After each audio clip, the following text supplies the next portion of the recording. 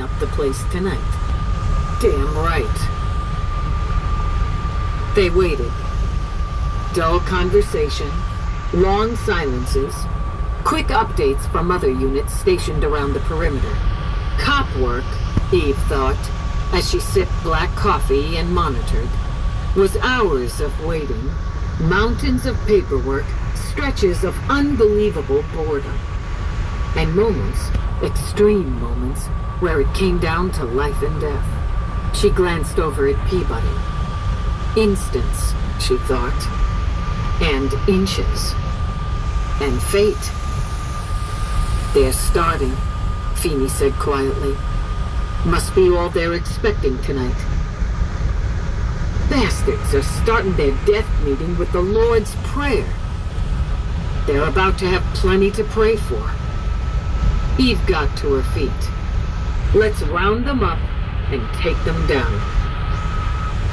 She ran checks with each unit captain, ordered all positions held while she and Feeney moved in to join Baxter and Trueheart. Her unit would hit the basement door first. She gave Baxter's chest a quick poke to make sure he was wearing his riot gear. Grinning, he poked her back. Damn stuff's heavy, isn't it? Irritates the hell out of me, she admitted. She circled her finger. He turned so she could yank down the concealing flap and reveal the NYPSD emblem on the back of his jacket. Meeting's underway, McNabb reported through her earpiece. Judge Lincoln's presiding. They're reading fucking minutes from the last meeting. Let's give them a couple minutes, Eve ordered. Get more on record. The more we have, the deeper we put them under. Lieutenant, Trueheart whispered, as if already in church. I want to thank you for allowing me to be a part of this op. You're gonna suck up, Baxter told him. You suck up to me now. Don't suck up to Dallas. That's the food chain. Opening to new business, McNabb reported. Discussion on green termination. Wade termination called unfortunate systemic byproduct. Jesus. Single objection from membership. Sir? Peabody's voice came through. Word just came in. Geller didn't make it. 8 dead, Eve thought. It ends now. This meeting's over. Locked and loaded, Baxter said. All units go. Go!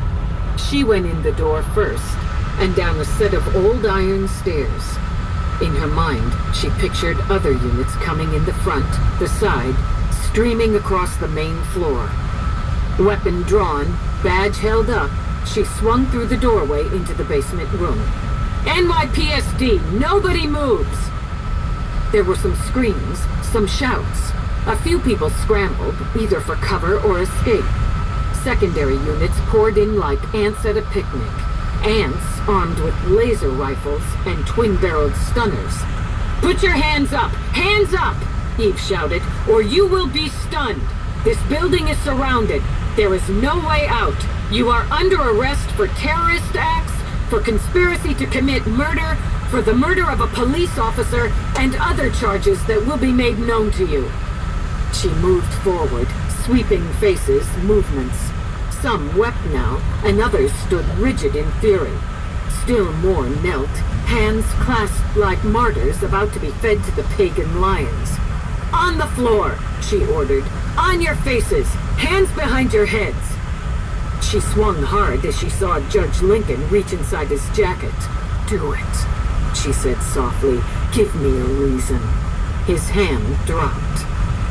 He had a hard face, dark stone, with features sharply carved. She had sat in his courtroom, given testimony there, had trusted him to feed justice. She took the weapon from under his jacket, patted him down. We're the solution, he told her. We're courageous enough to act, while others sit and wait. I bet Hitler said the same thing. On the floor. She pushed him to his knees. On your face, Hands behind you. She clapped the restraints on him herself. This is for Colleen Holloway, she said softly in his ear. She knows more about courage than you ever will. You're a goddamn disgrace.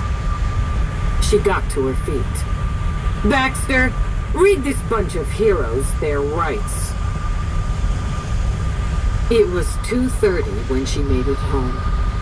But it wasn't fatigue that dogged her now, but a weariness so internal it dragged at both body and mind.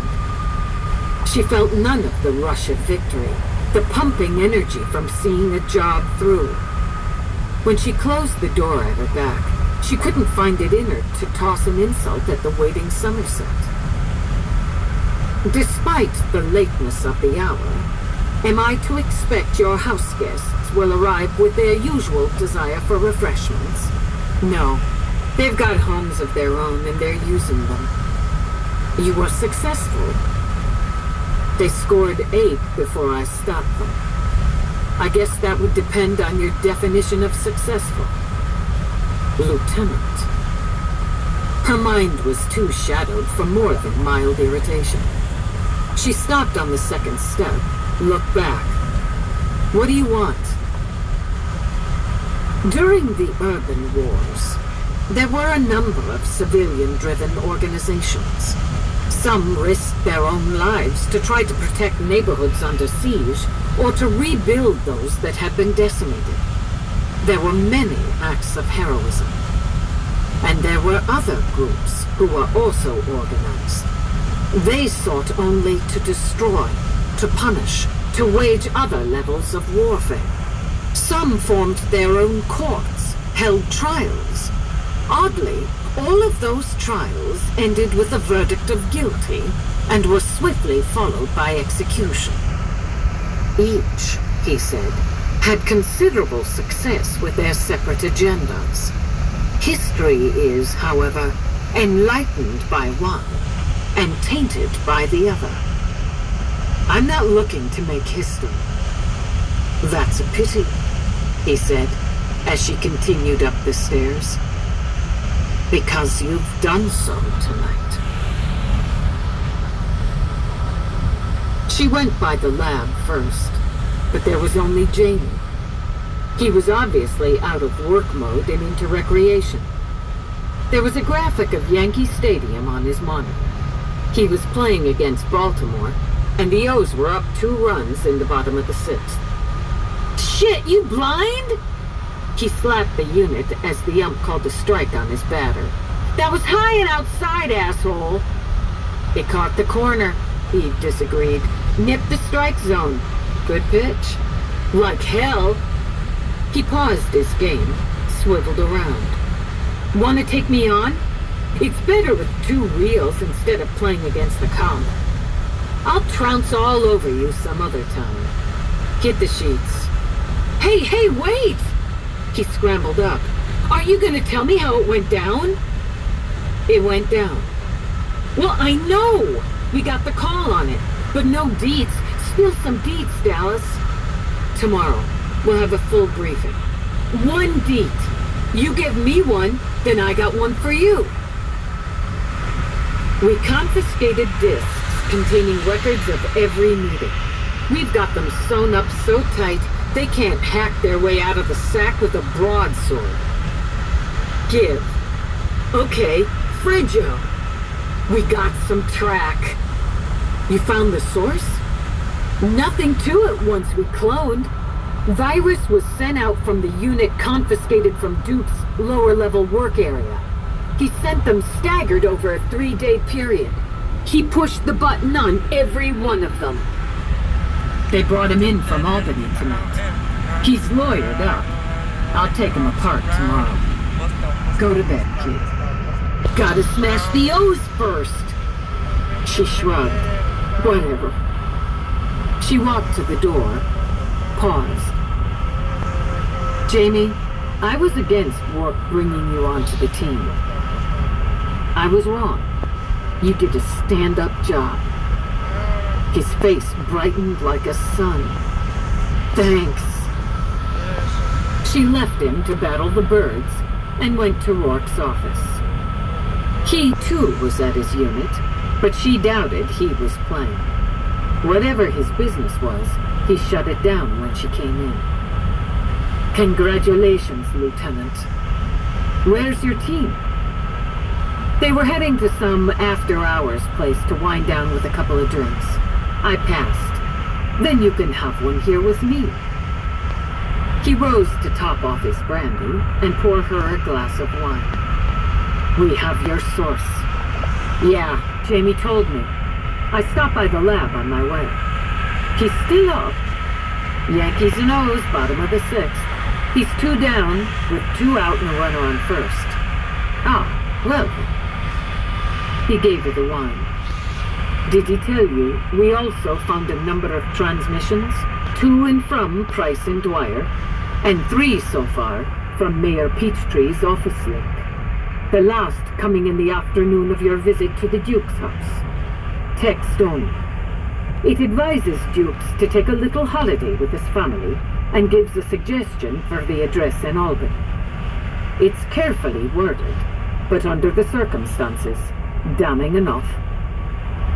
I take Dukes and the mayor tomorrow." She sat on the arm of a chair, but didn't drink the wine. "I split up the interviews after the bust. Gave a push at suspects with various team members and combos. Everybody yelled lawyer like it was their team cheer. I broke some pathetic housewife in under 30 minutes. Spilled her guts while her lawyers huffing and puffing about duress. Pleaded her down a couple levels to shut him up, and she rolled over like a puppy. You stopped them. You shattered them. I took in a judge, 2 other cops, a retired cop who'd put 30 years in. I took in mothers who were almost as panicked about notifying their child care provider as they were about spending the night in a cage. I took in a boy barely old enough to shave and a woman who won't see 100 again. She spit on me." Her voice quavered just a bit on that. "She spit on me when we were putting her in the wagon." Rourke stroked a hand over her hair, and when she turned her head, cradled her face against his side. "I'm sorry." "Me too," she murmured. "I just don't know what I'm sorry about. I've got to go to bed." She eased away, stood. "I'll look over the data you and Jamie extracted in the morning. I'll be along when I can. I have a meeting shortly." "A meeting? It's almost 3 in the morning." "It's in Tokyo. We'll do a holo conference." She nodded, then set the untouched wine aside. "Were you supposed to be there? In Tokyo? I can be where I want, and I want to be here. I've cut into a lot of your time just lately." He rubbed a thumb over the shadows under her eyes. "You certainly have, and I expect to be properly recompensed." He touched his lips to her forehead. "Now go to bed. I've worked. I could come into Midtown sometime and consult. I'd like to know what I've done to deserve a threat like that." It helped to smile. "Or, go shopping with you, help you pick out a suit or something." I felt that chill right down to the bone. "Go away, Lieutenant." "Okay. See you later." And as his holo unit signaled, he watched her go. Chapter 22. She woke before dawn, and gauged the time by the quality of the dark.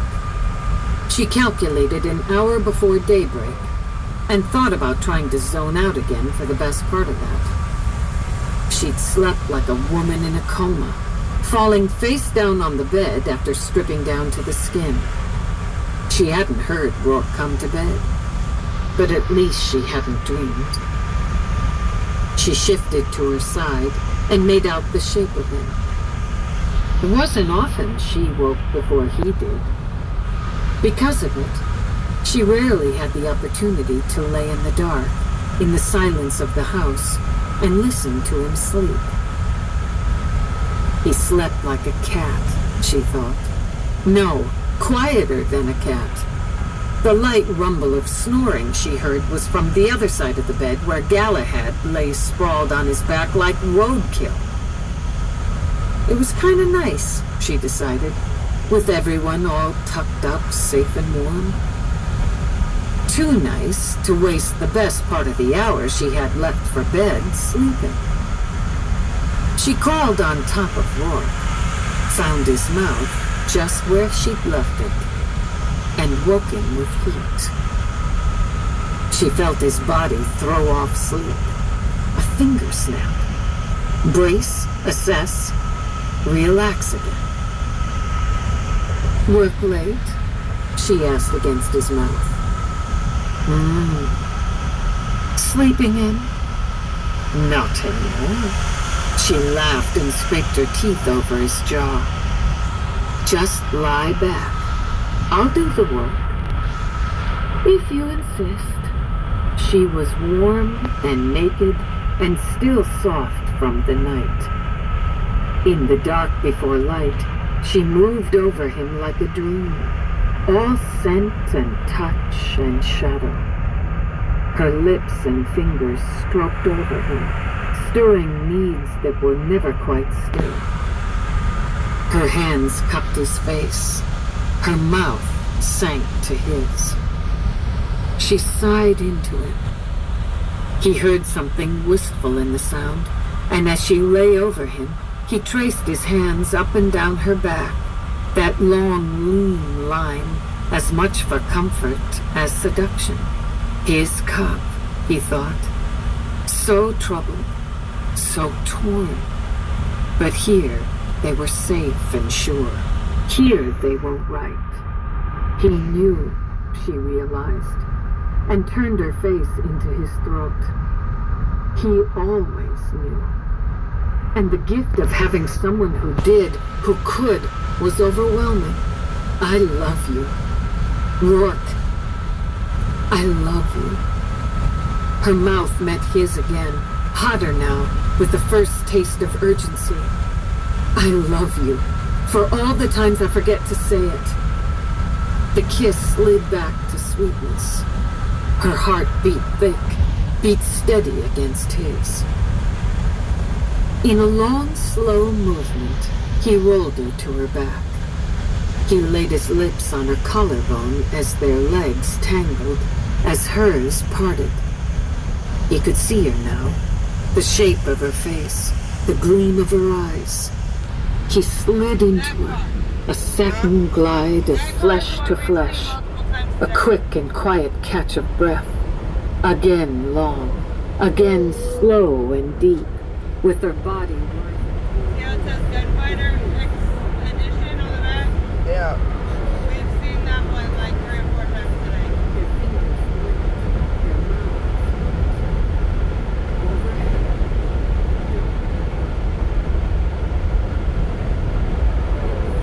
Shy of 7 when she studied the data Rourke and Jamie had accessed the night before. She frowned over it, chewed over it, considered. Dukes goes down, all the way down. He has to know it. Essentially, he was the button man. Even without a confession, I'm handing the prosecutor a case he'd have to be a baboon to lose. Then why do you look annoyed? I just wonder if this guy knows he was the GOAT. All along. Whatever, whoever goes down, he takes the heaviest fall. He's the name the media will trumpet, the image of the effigies burned once the crowd turns. If he hadn't figured it out, I might be able to use that to convince him to point the finger at anyone I don't have in the box. And they will turn, Rourke agreed. Yeah, they will. She frowned. Politics, she said softly. Hell of a game. She glanced over at Rourke. I'm gonna check out a couple things, then head in to start picking them apart. I want a good chunk of time with him before I pass him to Feeney and move on to Peachtree. You're doing Peachtree at Central? His house. His involvement remains Code 5 until he's formally charged. I want to observe the interviews. He looked over from where he sat on the bedroom sofa, monitoring the stock reports on the mini-unit and the morning media report on the wall screen. What's the point? The point is closure. I gave way on the bus.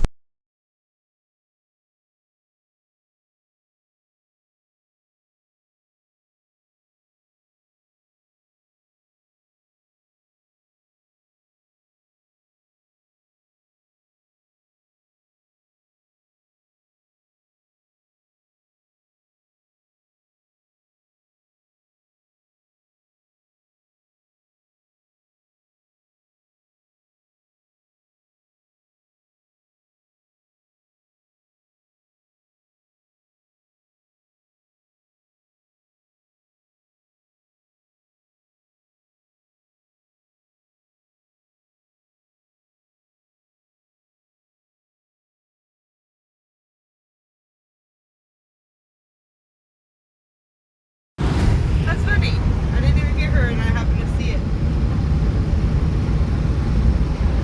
Harley, I love you, but your whiskers are itching my leg. You little shit.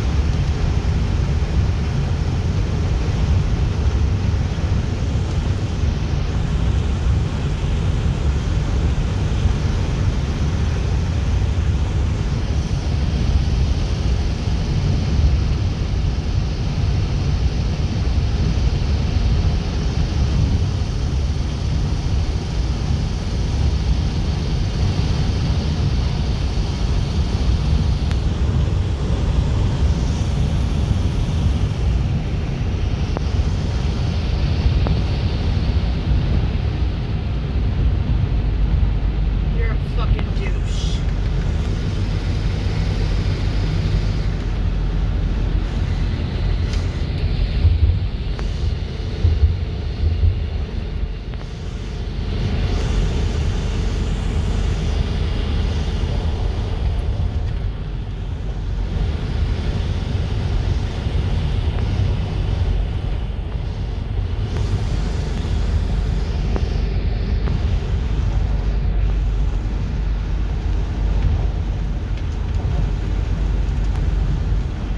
Ooh, Cocoa lights all over the place.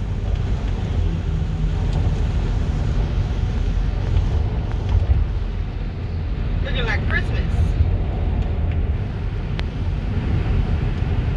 What kind of car is that? SUV. They're all over. Do you see this? Oh, they're welding something maybe.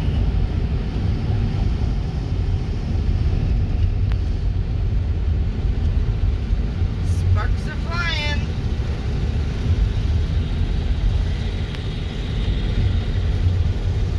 More piggies.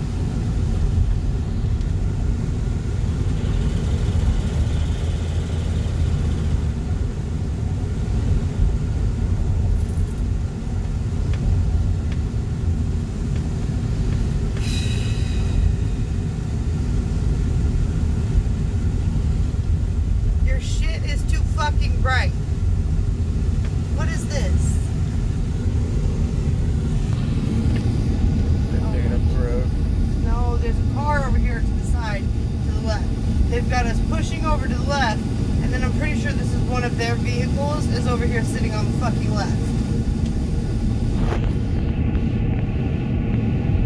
Like, what the fuck?